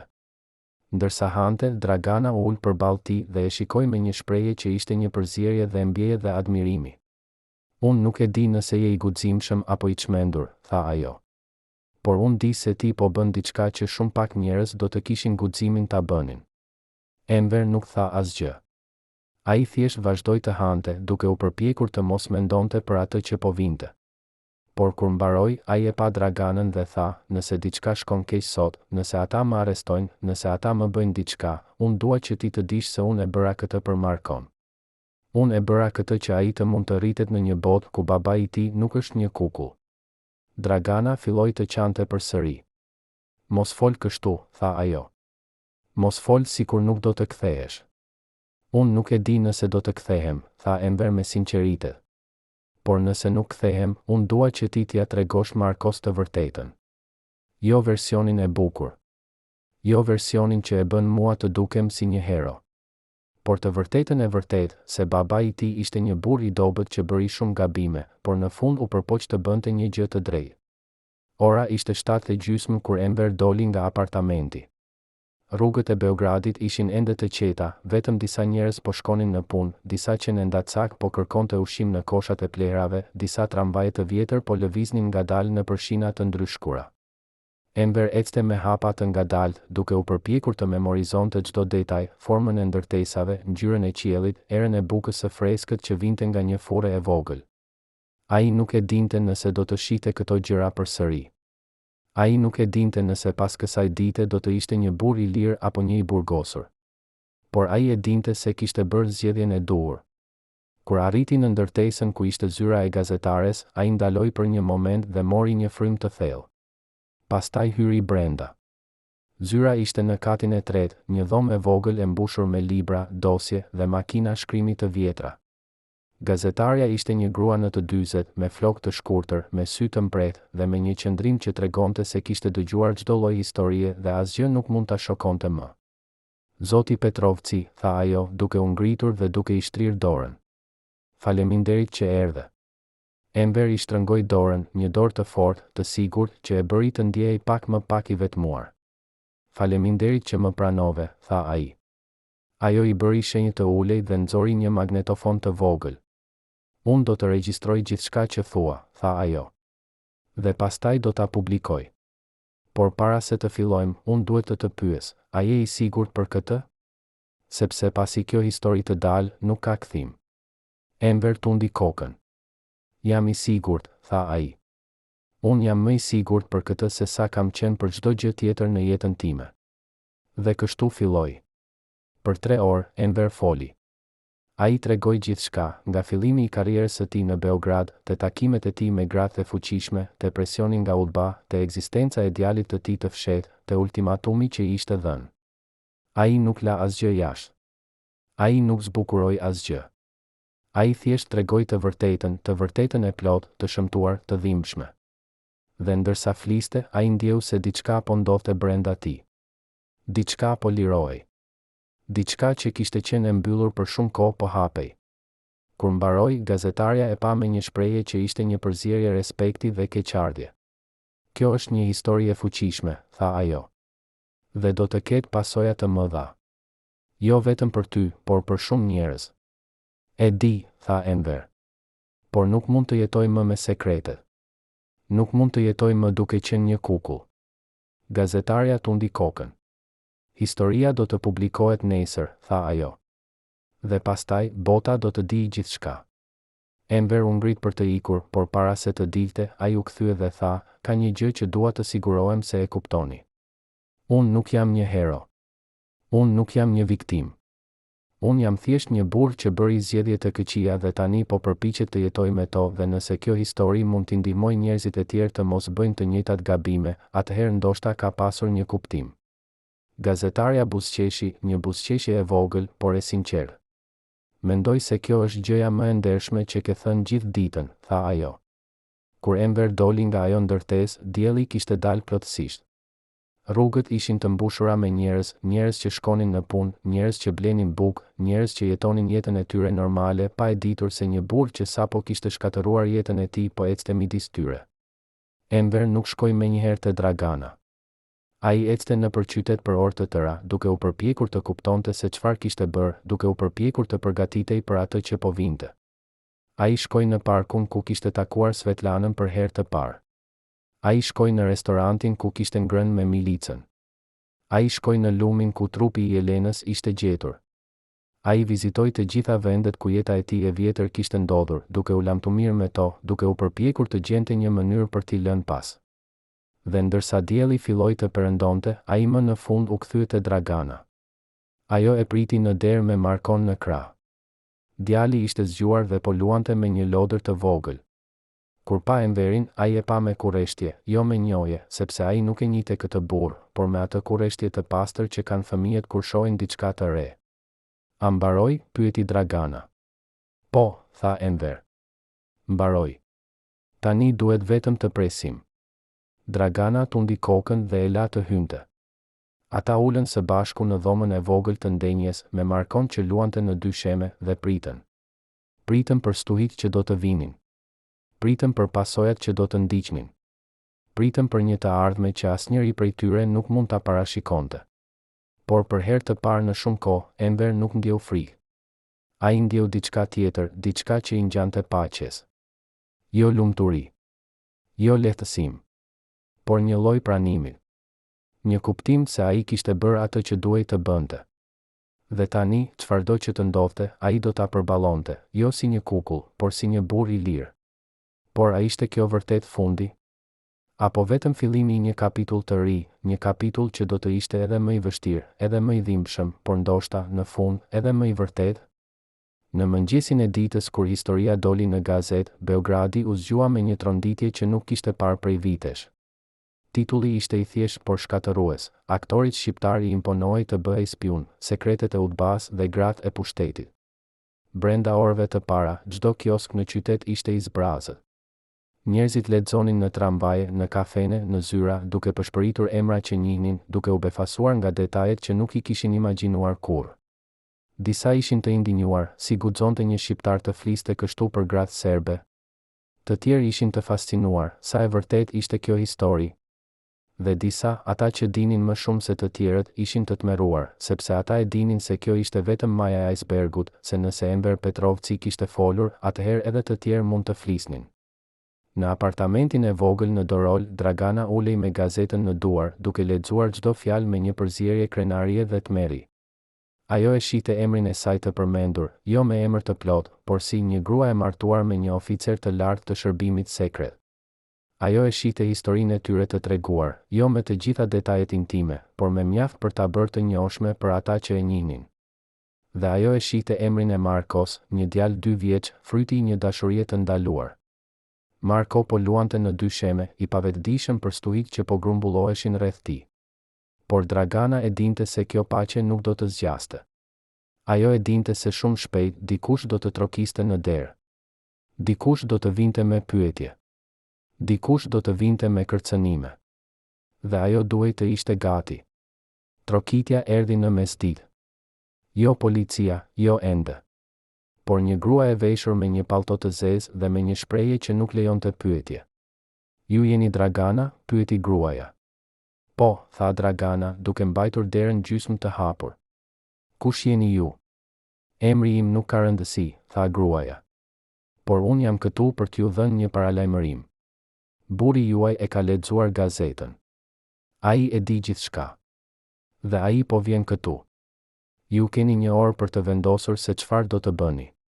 Dragana ndjeu se gjaku po i ngrinte në kokë. Çfarë doni të them me çfarë do të bëni? Pyeti ajo.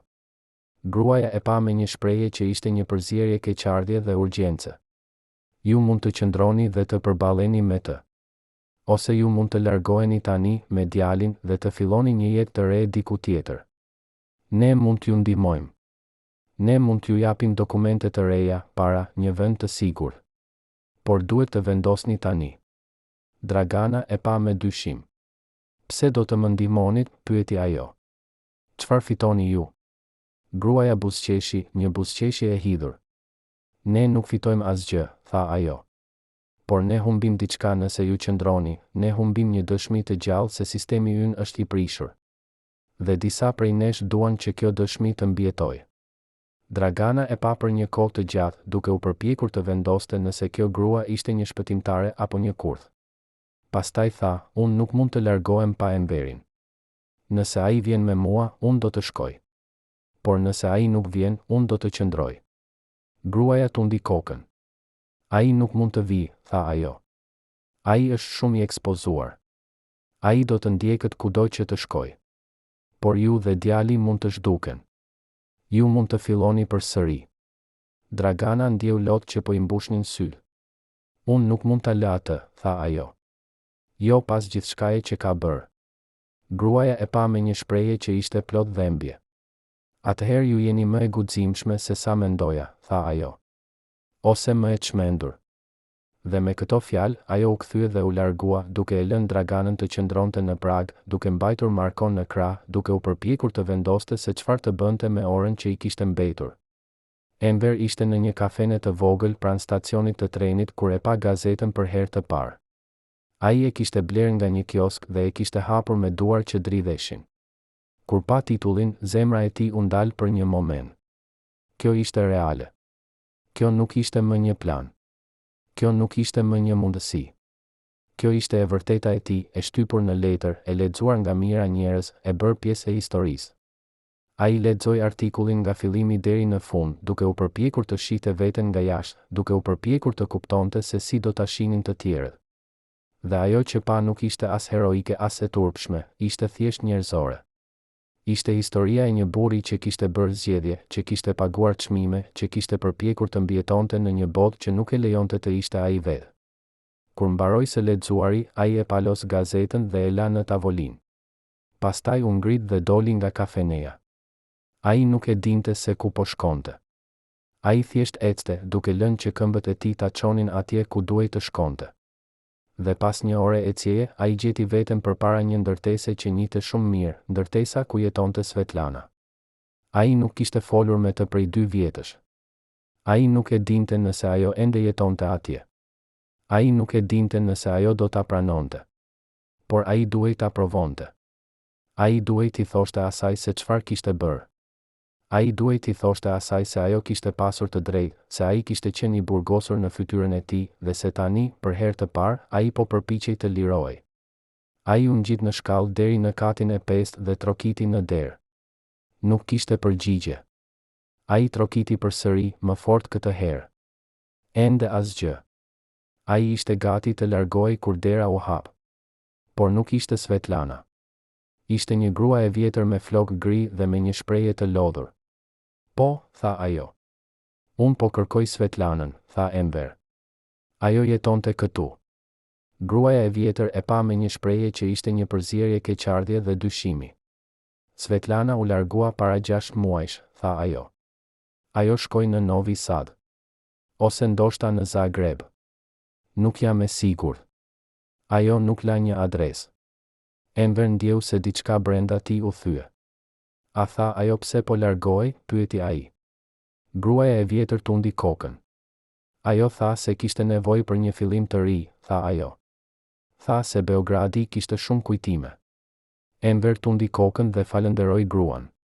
Pastaj u kthye dhe filloi të zbriste shkallët. Por kur arriti në katin e tretë, ai ndaloi.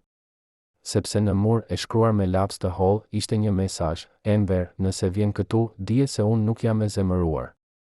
Unë jam krenar për ty, vazhdo të ecësh përpara. Enver e preku mesazhin me gishta që dridheshin. Ai nuk e dinte kur Svetlana e kishte shkruar. Ai nuk e dinte nëse ajo e kishte shkruar para se të largohej, apo nëse kishte ardhur pas për ta lënë. Por ai e dinte se ato fjalë ishin gjëja më e bukur që kishte dëgjuar ndonjëherë. Sepse ato do të thoshin se dikush e kuptonte. Dikush e shihte. Dikush besonte se ai po bënte gjën e duhur. Dhe kjo ishte mjaft për ta mbajtur atë në këmbë për një ditë tjetër. Në mbrëmje, Enver u kthye te Dragana. Ai e gjeti atë duke paketuar rroba në një çantë të vjetër.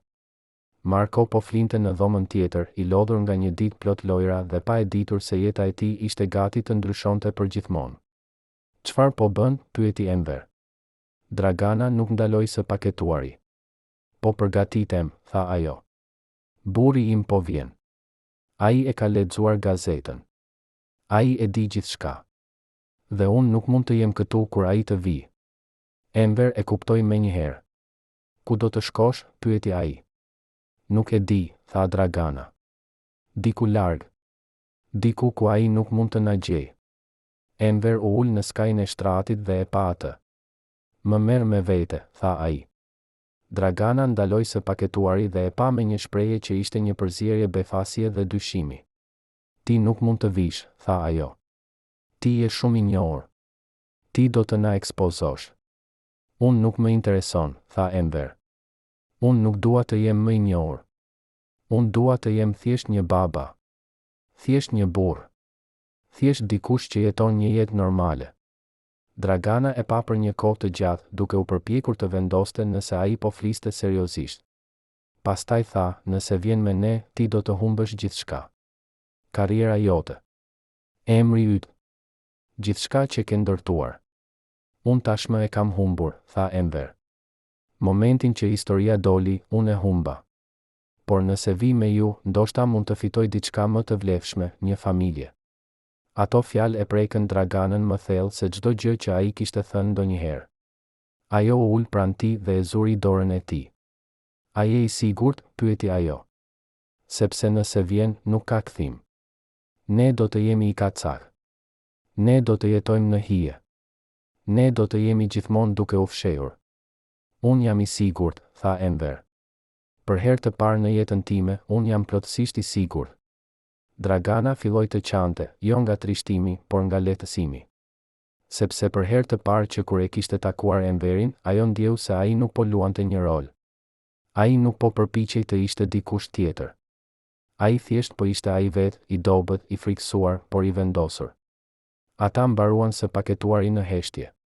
Pastaj, në mes të natës, kur rrugët ishin të zbrazta dhe qyteti po flinte, ata dolën nga apartamenti me Markon në krah dhe me 2 çanta të vogla në duar. Ata nuk morën asgjë tjetër. Ata nuk lanë një shënim. Ata thjesht u zhdukën në errësirë, si 3 fantazma që po iknin nga një jetë që nuk i përmbante më.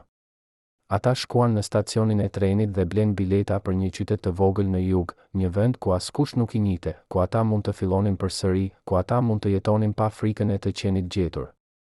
Dhe ndërsa treni u nis nga stacioni, Enver shikoi nga dritarja dhe pa Beogradin që largohej, qytetin që e kishte bërë dhe e kishte shkatëruar, qytetin ku kishte dashur dhe kishte humbur, qytetin ku kishte jetuar aq shumë jetë sa nuk e dinte më se cila ishte e vërteta.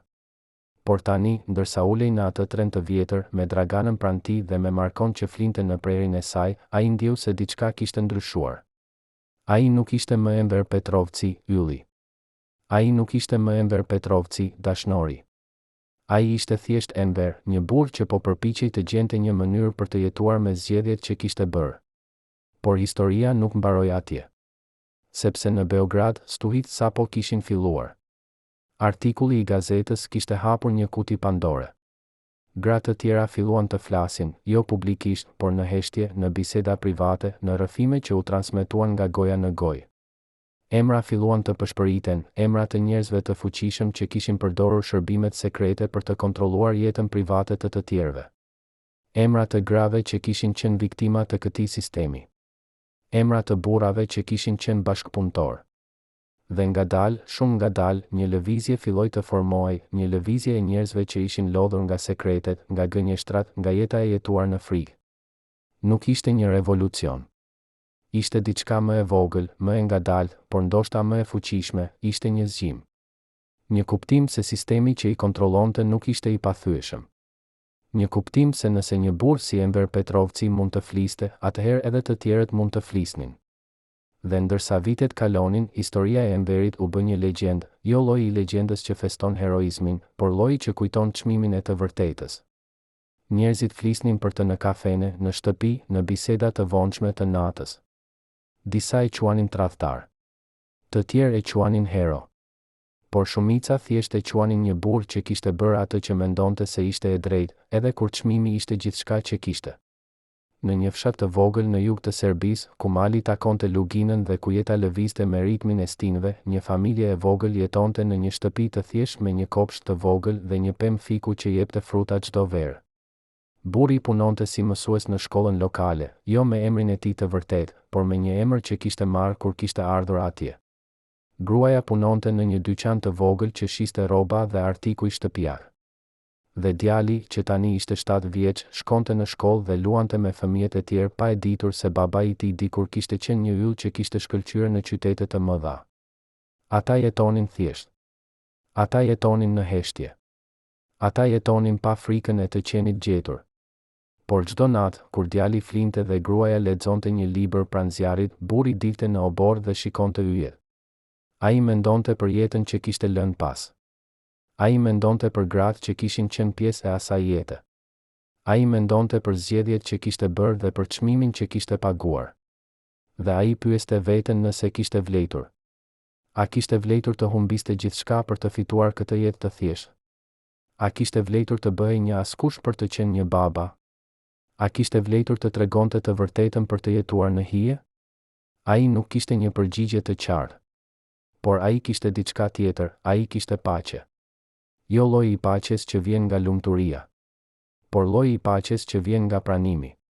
Pranimi se jeta nuk është një histori me një fund të lumtur. Jeta është një seri zgjedhjesh dhe çdo zgjedhje ka një çmim. Dhe çmimi që ai kishte paguar, humbja e famës, e karrierës, e identitetit, ishte çmimi që ai ishte gati të paguante për të pasur këtë moment, një natë të qetë, një familje që flinte në siguri, një jetë që ishte e tij. Por edhe në atë fshat të vogël, e kaluara nuk e harroi plotësisht. Një ditë, një burr i huaj erdhi në fshat. Ai pyeti për mësuesin e ri, burrin me emrin e huaj që kishte ardhur para 5 vjetësh. Ai tha se ishte një gazetar që po shkruante një libër për historinë e Jugosllavisë. Ai tha se donte të fliste me njerëz që kishin jetuar në përndryshime. Kur Enver dëgjoi për këtë, ai e dinte se kjo nuk ishte një gazetar i thjeshtë. Kjo ishte dikush që po e kërkonte. Dikush që e kishte gjetur. Dikush që donte diçka prej tij. Ai mund të kishte ikur përsëri. Ai mund të kishte marrë familjen dhe të ishte zhdukur në një vend tjetër. Por ai ishte lodhur nga ikja. Ai ishte lodhur nga fsheja. Ai vendosi të takohej me burrin. Ata u takuan në një kafene të vogël në qendër të fshatit. Burri ishte në të 50-tat me flokë gri, me sy të mbret dhe me një qëndrim që tregonte se kishte parë shumë dhe kishte mësuar të mos gjykonte. Zoti Petrovci, tha ai, duke e shqiptuar emrin e vërtet të Enverit për herë të parë në 5 vjet. Ose duhet t'ju thëras me emrin tuaj të ri? Enver Buzqeshi, një buzqeshje e lodhur. Emri nuk ka rëndësi, tha ai. Çfarë dëshironi? Burri nxori një dosje të hollë dhe e vuri në tavolinë. Dua të di nëse historia që treguat ishte e vërtet, tha ai. Dua të di nëse ajo që shkruat në atë gazet ishte gjithçka, apo nëse kishte më shumë. Enver e shikoi dosjen por nuk e preku. Pse është kjo e rëndësishme? Pyeti ai. Sepse njerëzit ende flasin për ju, tha burri. Sepse historia juaj u bë një simbol. Dhe simbolet kanë fuqi. Ato mund të ndryshojnë mënyrën se si njerëzit mendojnë. Ato mund të ndryshojnë mënyrën se si njerëzit veprojnë. Enver e pa burrin për një kohë të gjatë. Pastaj tha, historia që tregova ishte e vërtetë. Por nuk ishte gjithçka. Sepse disa gjëra janë shumë të dhimbshme për t'u treguar. Disa gjëra janë shumë personale për t'u bërë publike. Dhe disa gjëra duhet të mbeten sekrete, jo sepse janë të turpshme, por sepse janë të shenjta. Burri tundi kokën. E kuptoj, tha ai. Por ka një gjë që dua të di. A pendoheni? A pendoheni që folët? A pendoheni që humbët gjithçka?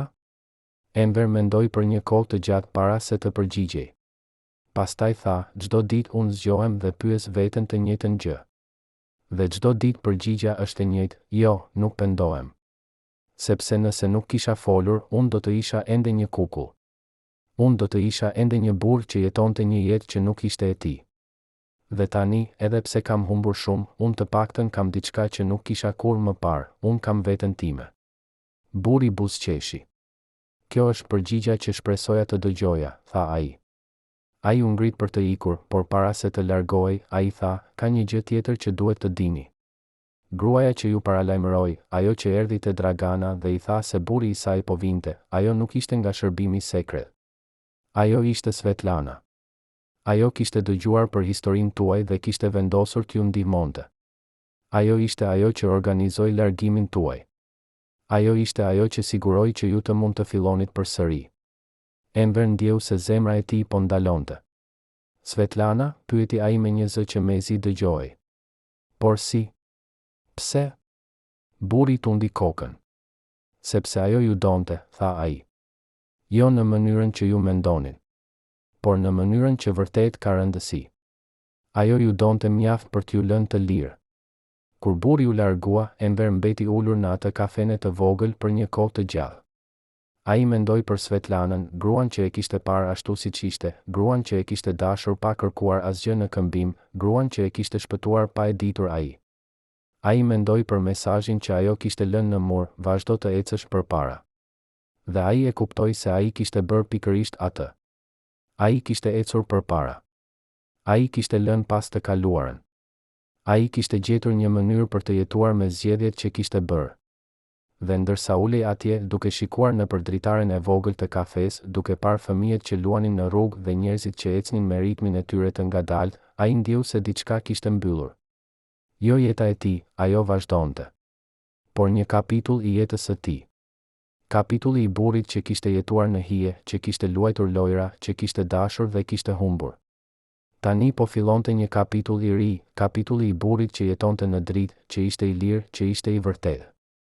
Dhe edhe pse ky kapitull nuk ishte aq dramatik, edhe pse nuk kishte kamera dhe duartrokitje, ai ishte më i vlefshëm se çdo gjë që kishte pasur më parë. Sepse ai ishte i tij. Dhe askush nuk mund t'ia merrte. Vitet kaluan. Marko u rrit dhe u bë një djalë i zgjuar, i sjellshëm, që donte të lexonte libra dhe të pyeste pyetje për botën.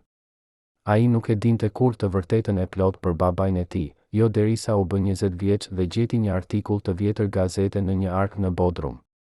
Kur e lexoi, ai shkoi te babai i tij dhe pyeti, a është kjo e vërtetë? Enver, që tani ishte në të 60-tat, me flokë gri dhe me një fytyrë të rrudhur nga vitet, e pa djalin e tij dhe tha, po. Është e vërtetë. Marko ul pranë tij dhe tha, pse nuk ma the kurrë? Enver mendoi për një kohë të gjatë para se të përgjigjej. Pastaj tha, sepse doja që ti të më njihje si babai yt, jo si burri që kisha qenë. Doja që ti të më shije për atë që jam tani, jo për atë që bëra atëherë. Marko tundi kokën. Unë të kuptoj, tha ai. Por ka një gjë që dua të di. A pendohesh? Enver buzëqeshi, e njëjta buzëqeshje e lodhur që kishte dhënë për burrin me dosjen vite më parë. Çdo ditë, tha ai. Por jo për arsyet që mendon. Unë pendohem për dhembjen që shkaktova. Unë pendohem për gratë që lëndova. Unë pendohem për zgjedhjet që bëra kur isha i ri dhe i pamatur. Por nuk pendohem që fola. Nuk pendohem që erdha këtu. Nuk pendohem që u bëra babai yt.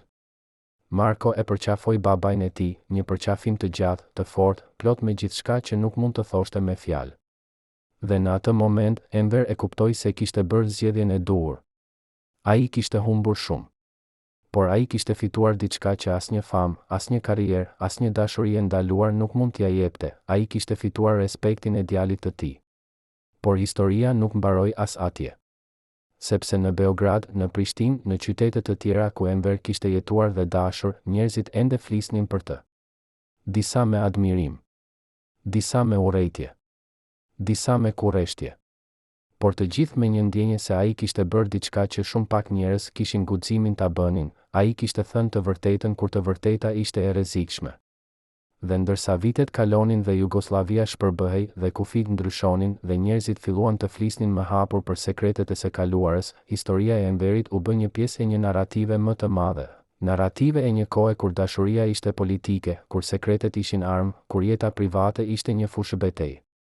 Dhe edhe pse shumë detaje u haruan, edhe pse shumë emra u zhdukën, një gjë mbeti, kujtimi i një burri që kishte zgjedhur lirinë mbi sigurinë, të vërtetën mbi rehatinë, dashurinë mbi frikën. Jo sepse ishte një hero, por sepse ishte njeri. Dhe kjo, në fund, ishte gjëja më e rëndësishme. Në një ditë vjeshte, kur gjethet po binin dhe era po sillte erën e dimrit, Enver Petrovci u ul në oborin e shtëpisë së tij dhe shikoi drejt maleve që rrethonin fshatin. Ai mendoi për të gjitha vendet ku kishte qenë, për të gjitha njerëzit që kishte njohur, për të gjitha jetët që kishte prekur. Ai mendoi për milicën që e kishte mësuar se dashuria është një lojë. Ai mendoi për Draganën që e kishte paralajmëruar dhe pastaj e kishte pritur. Ai mendoi për Svetlanën që e kishte parë dhe e kishte shpëtuar. Ai mendoi për Jelenën që kishte paguar çmimin më të lartë. Dhe ai mendoi për të gjitha gratë e tjera, 36 emra në një fletore të kuqe që tani ishte e humbur diku në arkivat e një shërbimi sekret që nuk ekzistonte më.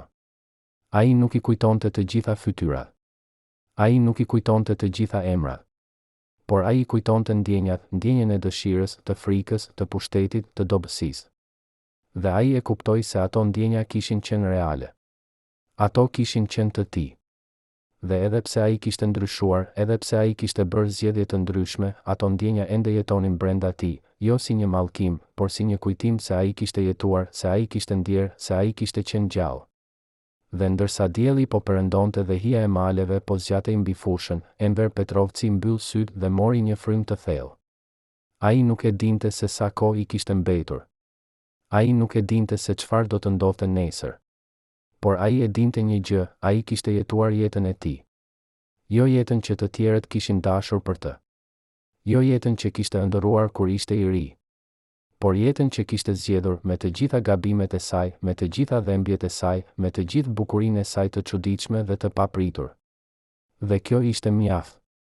Kjo ishte më shumë se mjaft. Kjo ishte gjithçka. Dragana jetoi deri në moshën 82 vjeç. Ajo nuk u martua kurrë përsëri. Ajo kaloi vitet e saj të fundit duke punuar në një bibliotekë të vogël dhe duke lexuar libra që kishte ëndërruar të lexonte kur ishte e re. Ajo nuk foli kurrë publikisht për Enverin, por në ditëbashkësimet e saj private, ajo shpesh tregonte histori për një burr që e kishte bërë të ndiehej gjallë për herë të parë në jetën e saj. Burri me sy të ftohtë, oficeri I UDBA-s që kishte përpjekur ta shantazhonte Enverin, humbi pushtetin kur Jugoslavia u shpërbë. Ai përfundoi duke jetuar në një apartament të vogël në Beograd, duke pirë raki dhe duke u ankuar se bota kishte ndryshuar shumë shpejt. Ai vdiqi vetmuar, I harruar nga të gjithë përveç atyre që kishin arsye ta urrenin. Svetlana u bë një shkrimtare e njohur. Ajo shkroi disa romane që eksploronin temat e dashurisë, tradhtisë dhe lirisë. Në një intervistë të vonë, kur u pyet nëse kishte pasur ndonjë dashuri të madhe në jetën e saj, ajo buzëqeshi dhe tha, po. Një herë. Por ai nuk ishte për mua. Ai ishte për botën. Ajo nuk dha kur emrin e tij. Zoran, gazetari që e ndihmoi Enverin, vazhdoi të shkruante për korrupsionin dhe abuzimet e pushtetit. Ai u arrestua 2 herë, u rrah 1 herë dhe u kërcënua shumë herë. Por ai nuk ndaloi kurrë. Ai vdiq në moshën 70 vjeç duke shkruar një artikull për të drejtat e njeriut. Artikulli u publikua një ditë pas vdekjes së tij. Dhe Enver? Ai jetoi deri në moshën 78 vjeç. Ai vdiq në gjumë, në shtëpinë e tij të vogël, me Draganën pranë tij dhe me Markon që mbante dorën e tij. Fjalët e tij të fundit ishin: "Unë bëra atë që mendova se ishte e drejtë. Shpresoj se ishte mjaft." Dhe për ata që e njihnin, ishte më shumë se mjaft. Ishte gjithçka. Miq të dashur, si e shihni ju historinë e Enver Petrovcit? A ishte ai një viktimë e një sistemi të prishur, apo një burr që bëri zgjedhjet e veta dhe pagoi çmimin për to? A mendoni se ai veproi me guxim duke folur të vërtetën, apo ishte thjesht një mënyrë për të shpëtuar veten? Dhe çfarë mendoni për gratë që ishin pjesë e jetës së tij, a ishin ato viktima, apo bashkëpjesëmarrëse në një lojë të rrezikshme? Na shkruani mendimet tuaja në komente. Ne duam të dëgjojmë historinë tuaj, kujimet tuaja, pyetjet tuaja. Nëse kjo histori ju preku, nëse ju bëri të mendoni, nëse ju kujtoi diçka nga e kaluara juaj ose e dikujt që njihni, ndajeni me ne. Sepse këto histori nuk janë vetëm për të kaluarën. Ato janë për ne. Ato janë për zgjedhjet që bëjmë çdo ditë. Ato janë për çmimin që paguajmë për të qenë të vërtetë. Vendosni një pëlqim nëse mendoni se kjo histori meriton të dëgjohet. Abonohu në kanal për më shumë histori si kjo. Dhe mos harroni, e vërteta është gjithmonë më e fortë se gënjeshtra, edhe kur dhem më shumë.